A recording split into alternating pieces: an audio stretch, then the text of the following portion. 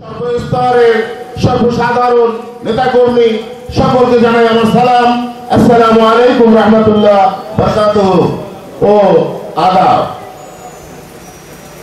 আপনারা সকলে অবগত আছেন,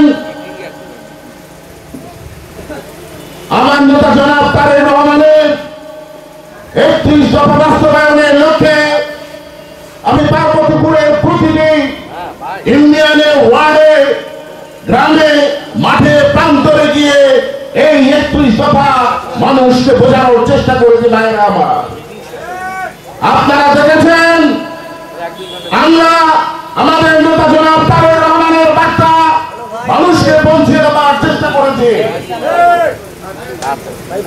আপনারা অবগত আছেন আমাদের নেতা খুব শীঘ্রই আমাদের মাঝে ফিরে আসবেন ইনশাআল্লাহ। উনি একটি ভিডিও বার্তার মধ্যে বলেছেন খুব তাড়াতাড়ি আপনাদের সঙ্গে আপনাদের সামনে হবে ইনশাআল্লাহ আমাদের নেতা জনাব তারেক রহমান। আমরা যে সংগ্রামটি করি আজকে অত্যন্ত দুঃখের বিষয়, দুঃখ ভারাক্রান্ত মন নিয়ে বলতে হয়, এই যে কিছু দখলদার, কিছু চালাবানদের জন্য আমাদের শহীদ প্রেসিডেন্ট জিয়াউর রহমানের এত সুন্দর একটি দলকে কেউ কেউ কুলুষিত করছে। আমি ধিক্কার জানাই তাদের। আমি বলতে চাই আমাদের এই দলে আমাদের নেতা জনাব তারেক রহমান দেশে ফিরলে এই সমস্ত চাঁদাবাজদের জায়গা থাকবে না। ভাইয়েরা আমার, আপনারা অবগত আছেন ২০১৮ সালে আমি আপনাদের সন্তান, আপনাদের পার্বতীপুরের মানুষ, আপনাদের ভাই প্রাথমিকভাবে মনোনয়ন প্রাপ্ত হয়েছিলাম।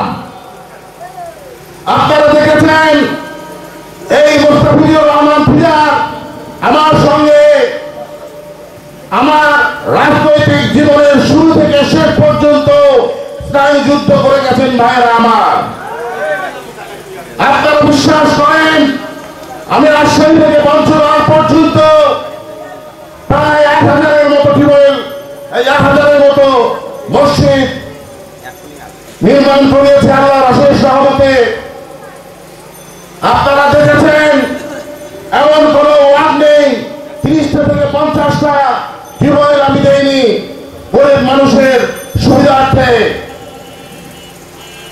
আজকে আমার আগে বক্তারা বলেছেন আমার উন্নয়নের কথাগুলো আমি সেগুলো বলতে চাই না, শুধু একটি কথা আক্ষেপের সাথে বলতে চাই। জনাব মুস্তাফিজুর রহমান, তুমি কবরে চলে গেছো, কিন্তু আমাদের পার্বতীপুরের মানুষগুলোকে তুমি কবর দিয়ে গেছো। তুমি এই পার্বতীপুরের মানুষের কোনো উন্নয়ন করনি, উন্নয়ন করার চিন্তাও করনি। আপনারা দেখেছেন ২০০৩ সাল থেকে আমি ওয়েলফেয়ার অ্যাসোসিয়েশনের একজন ঠিকাদার হয়ে আমার নর্থ বেঙ্গলে যে উন্নয়নমূলক কাজগুলো করেছি, এই কাজগুলো ১৭ সালে মিনিস্ট্রি থেকে একটা অর্ডার নিয়ে আমার কাজগুলো বন্ধ করেছিল। ভাইয়েরা আমার, আজকে যদি উনি এই কাজগুলো বন্ধ না করত, ইনশাআল্লাহ আমার বিশ্বাস আমি এই পার্বতীপুরকে একটি মডেল সামাজিক উন্নয়নে রূপ দিতে পারতাম। ভাইয়েরা আমার, আমি আপনাদের সন্তান, আপনাদেরকে উদাত্ত আহ্বান জানাবো ইনশাআল্লাহ সামনের দিনে যদি জনাব তারেক রহমান আমাকে মনোনয়ন দেন, তাহলে এই পার্বতীপুর এবং ফুলবাড়ির মানুষের ভাগ্যের ৫ বছরে একটা উন্নয়ন করার চেষ্টা করব। ভাইয়েরা আমার, একজন নমিনেশন প্রার্থী বলেছে আমরা নাকি উন্নয়ন বুঝি না, আমরা নাকি মানুষের কল্যাণ করতে শিখি নাই।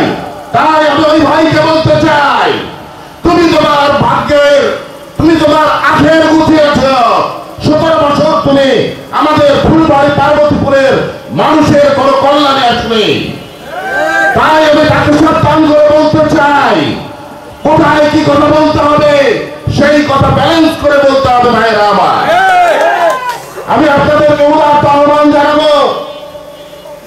যদি চান, আল্লাহ যদি আমার দোয়া আপনাদের দোয়া কবুল করেন, ইনশাআল্লাহ এই ডাঙ্গারহাটে কখনো ইনশাআল্লাহ বড় জনসভায় আমার উন্নয়নের কথা বলবো ভাইরা আমার।